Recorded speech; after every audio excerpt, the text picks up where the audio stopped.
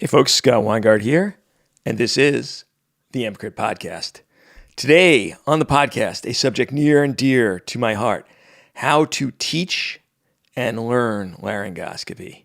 Now, I've touched on this in numerous other episodes tangentially, but today I just really want to spend some time delving into the topic of how you should teach learners, and then even if you're on your own, even if you're in a community shop, you're not teaching anymore, how to continue moving on your learning curve as a laryngoscopist to become better and better. So that's what we're going to delve into today. And obviously, if you know EMCrit, I have a lot to say on the topic. But before we get there, one quick mention. My partner in coaching, Rob Orman, and I have created a course that goes along with the work we've done over the past few years in coaching on how to prevent burnout. And if you already are in the beginning stages of burnout, how to reverse that trend, how to heal those burns. And we're calling the course Flameproof. So this is the Flameproof course, and it is a completely online course where we get a cohort of people together, and over the course of 12 sessions, which will take place over 6 months, we're going to spend 2 hours, every 2 weeks or so, going over specific topics to make you flameproof. And you're going to be amongst your peers. It's going to be group participation. It's going to be homework. It's going to be, if you're willing, you'll get assigned a burn buddy to actually work through all this information together and do the exercises with. And we'll come together and we'll talk about the work, and we'll talk about new ideas and how to make you actually get back to enjoying your career, get back to feeling good about emergency medicine or critical care, get back to looking forward as you're driving into the shift to what's coming rather than dread and bring that crap home with you afterwards. That's what the Flameproof course is about. I think if you have any doubt about whether you're performing as well as you can, whether there's a way to make you happier at your job and when you get out of it, then consider taking a look at the course. If you come on over to EMCrit.org/flameproof, one word, flameproof, EMCrit.org/flameproof, you'll see the curriculum, you'll see the general idea, and you'll be able to sign up. And I think you'll really love it because we're at the point, post-COVID, where people are really crispy.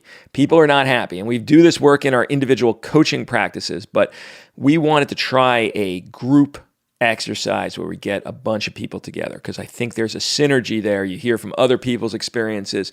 You have a sounding board now. You have a group of people there who could, feel the same things you're feeling and actually, give support, ideas, etc. So if you're interested, EMCrit.org/flameproof. All right, enough of that. Let's get into it. But of course, we're not getting into it yet because you're listening to the free version of this podcast rather than the membership version, which means you hear me drone on about the fact that you're really not doing as well as you can by your critically ill patients, by your resus cases, by your desire for the best possible knowledge about resuscitation. And you know the drill because if you're listening to this version, you hear this all the time, but you should consider coming on over and joining EMCrit as a member. It's cheap, it's quick, you get insane amounts of CME, and all of a sudden you get all the episodes, not curtailed, full. You're supporting the show, and what you're supporting is your best possibility for care for your really ill patients. So come on over to EMCrit.org/join, become a member, and never hear me have this discussion with you again. All right, let's roll with how to teach and learn laryngoscopy. So, I've discussed this before. There was EMCrit 300 where I talked about continuous airway improvement. There was the failed airway algorithm lecture. That was 233, aka you suck at airway, and you do if you don't follow the tenets in that lecture.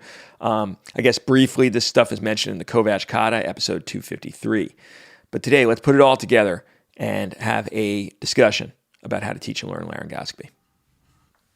All right, let's talk about the learning curve to develop skills and mastery at laryngoscopy. Now, I, at some point, did an extensive lit search and found all the extent references I could get my hands on to derive a learning curve for ED laryngoscopy mastery. And I've since lost that file with the actual references. It exists somewhere on my computer with a file name that at the time I'm sure seemed like a good idea, but now I can't for the life of me rediscover it. This was before I had better means of note-taking. But I still have the curve. And the curve I derived pretty much you start getting at the steep part of the curve where you really start accumulating knowledge quickly at 10, and you flatten out around 100. You still get better and better past 100, but that's really where you start leveling off that curve. Now, that was before all of the additional learning that came from the advent of video laryngoscopy. And I don't mean your ability to get a better view with video. I'll discuss what I actually mean shortly.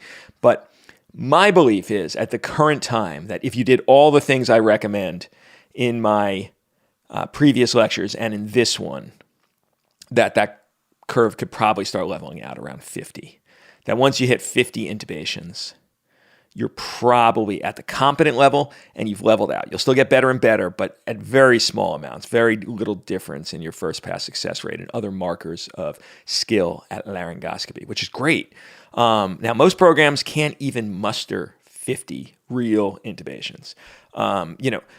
Look, I honestly discount a lot of the intubations done by ED in critical care while on their anesthesia rotations for the reasons I mentioned in the You Suck at Airway lecture, because ideally on that rotation, you'd be able to ask the anesthesia service, I want to do every single one of my intubations with a standard geometry VL blade in the way that we're going to be doing it in emergency medicine. Would you allow that?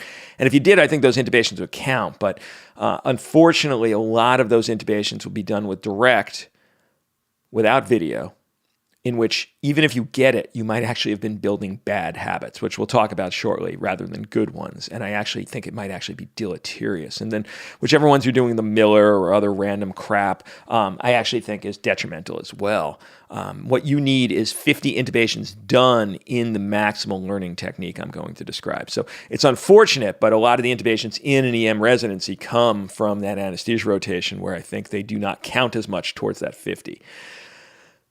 All that being said, they do help somewhat, especially if you have a good teacher on the anesthesiology service, but it could be better, almost to the point where I think it would be worthwhile for EM to purchase one, for instance, McGrath with standard geometry blades and give that to whichever person is on their anesthesia rotation such that they could ask, hey, would you mind I use this for my intubations? And I think that would be markedly beneficial to the EM residency at a very small cost. And if they already have those available on anesthesia, maybe just buying the blades so that they don't mind wasting them on these intubations that aren't necessary, such that the learners will get maximal value out of those intubations. But I diverge from my main point, which is it's probably around 50 intubations of single technique mastery to become level on that competence curve.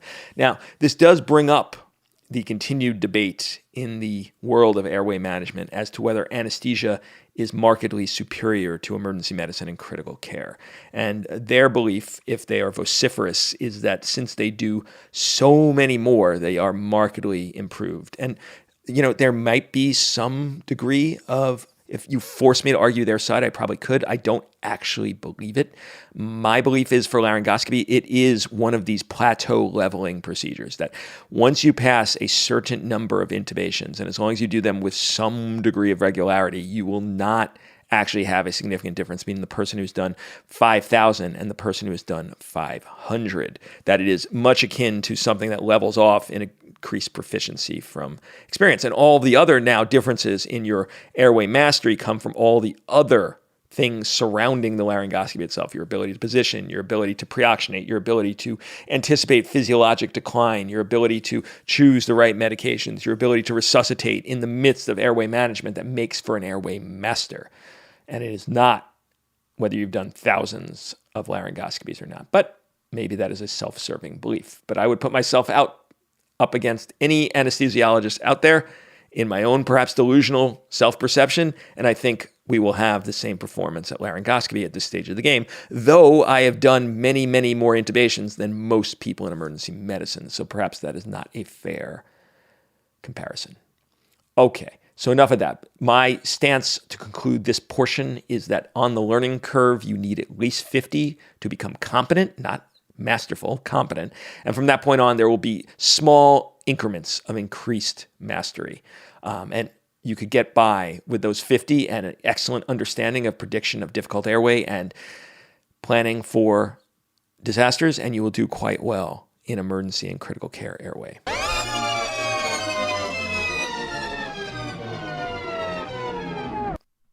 All right, that concludes the free portion of this podcast. If you want to hear the rest, the other 30 minutes of how to learn and teach laryngoscopy, you should come on over to EMCrit.org/join, and within 10 seconds, you will have access to the full version of this podcast and every other podcast I've ever done. So EMCrit.org/join. Just do it.